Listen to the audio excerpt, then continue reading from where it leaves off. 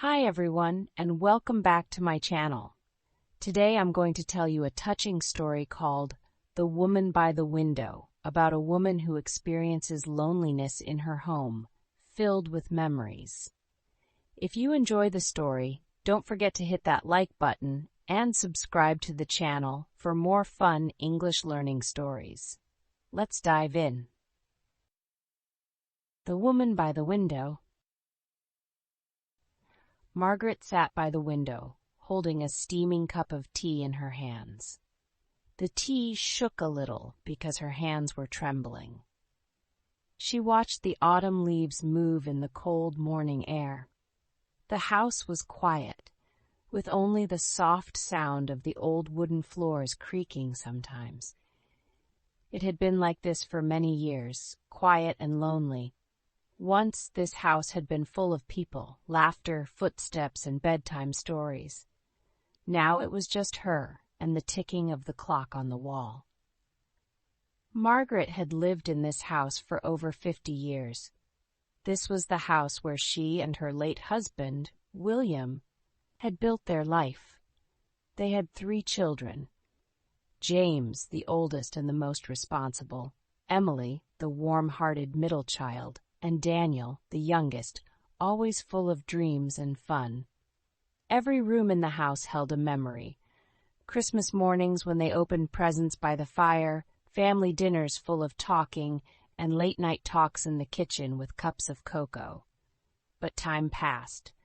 William had died 20 years ago, and life had changed. The children grew up and moved to different cities. They called sometimes, but not often. Margaret understood that they had their own families and jobs, but understanding did not make her feel less lonely. Her days were the same. She woke up early, worked in her small garden, sat by the window watching the neighbors, read letters from William, and waited. She waited for someone to visit or talk to her. She had neighbors, but they were young and always busy. She often wondered, do they notice her? The old woman in the blue cardigan, sitting by the window every morning? Do they know how much she wanted to talk to someone, to have a conversation that wasn't with the pictures on her shelves? As her birthday came closer, she did not think much about it. It was just another day, another quiet moment in her life. She knew that her children would not come. But deep in her heart there was a small hope, a hope she never said out loud. Memories of William were very special to Margaret. They met when she was just 22. He was charming, cheerful, and she immediately knew he was the one. Together they built a house, filled it with the laughter of children and happy moments. William always supported her, even in the hardest times. When their first son, James, was born, they were so happy.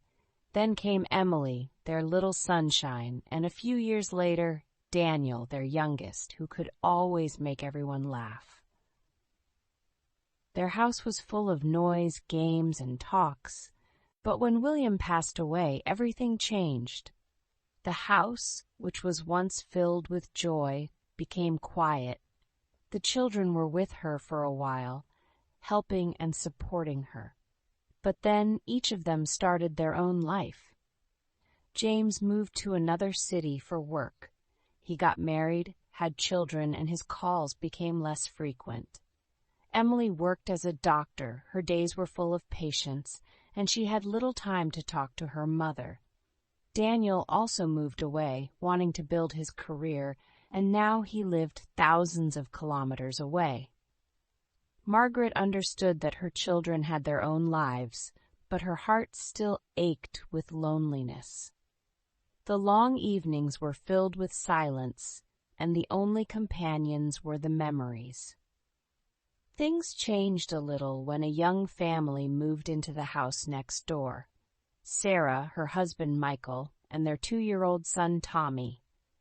Sarah often came to visit Margaret, bringing her baked goods and asking for advice. Sometimes Margaret sat with Tommy when his parents were busy. "Thank you, Margaret," Sarah said. You're like a grandmother to us." These words warmed Margaret's heart, but she still missed her own grandchildren. One morning, the phone rang. It was James. "Mom," he said, "we tried so hard, but we won't be able to come for your birthday this year. Everyone is too busy." Margaret tried to hide her disappointment. "I understand, dear. It's okay." But after hanging up, she sat in silence, looking out of the window. A birthday without her children. She tried to tell herself it didn't matter, but inside she felt sad. The morning of Margaret's birthday was quiet. She woke up, made herself a cup of tea, and sat by the window. The sun was shining, but her heart felt heavy. She missed her children and grandchildren. She tried to stay positive. "Maybe I will bake a cake," she thought. "Even if I am alone, I can still celebrate." She started baking, filling the house with the warm smell of vanilla. Suddenly, the doorbell rang. Who could it be? She wondered. When she opened the door, she saw Sarah and little Tommy standing there, holding a small cake with a candle on top. "Happy birthday, Margaret," Sarah said cheerfully. Margaret smiled warmly. "Oh, thank you, dear. That's so kind of you." "We couldn't let you celebrate alone," Sarah said, "and Tommy wanted to sing for you." Tommy clapped his hands and sang, "Happy birthday to you," in his sweet little voice. Margaret laughed and gave him a big hug. Just as they were about to sit down for tea, the phone rang. It was Emily. "Mom, I just wanted to say happy birthday," Emily said. "I miss you so much." "Thank you, dear," Margaret replied, trying to hide her sadness. As soon as she hung up, the doorbell rang again. Margaret was surprised. Who else could be visiting? When she opened the door, her heart nearly stopped. There, standing on her doorstep, were James, Emily, and Daniel, holding balloons and flowers. Behind them were their spouses and children, all smiling. "Surprise, Mom," James said. Margaret gasped. "Oh, my goodness, you came." Tears filled her eyes as she hugged each of them. The house, once so quiet, was now filled with laughter and voices. "We couldn't let you be alone on your birthday," Daniel said. "We planned this for weeks. Even though we are busy, you are always in our hearts." Emily added. Margaret wiped her tears. "This is the best birthday ever." The family filled the house with warmth and love. They ate cake, shared stories, and played with the children. Margaret held her grandchildren close, kissing their little faces. As the evening came to an end, Margaret looked around and smiled. She was not alone. She never was. The night was filled with laughter, warm hugs, and endless conversations. Margaret sat in her favorite chair, watching her children and grandchildren fill her once quiet home with life. It felt like the old days, when the house was always full of noise, joy, and love. James and Daniel were helping set the table for dinner, while Emily and her sister-in-law prepared a special meal in the kitchen. The children ran around, giggling and playing with balloons. Margaret smiled, taking in the beautiful chaos. "Mom, sit down and relax. Today is your day," James said, pulling out a chair for her. "But I want to help," Margaret protested. "You've done enough for us all these years. Tonight, let us take care of you," Emily said, gently holding her mother's hands. Margaret sat down, feeling warmth spread through her heart. It wasn't just the surprise visit that made her happy. It was the feeling of being needed, of being surrounded by love. When dinner was ready, they all gathered around the table. Margaret looked at the faces of her family, her eyes shining with emotion.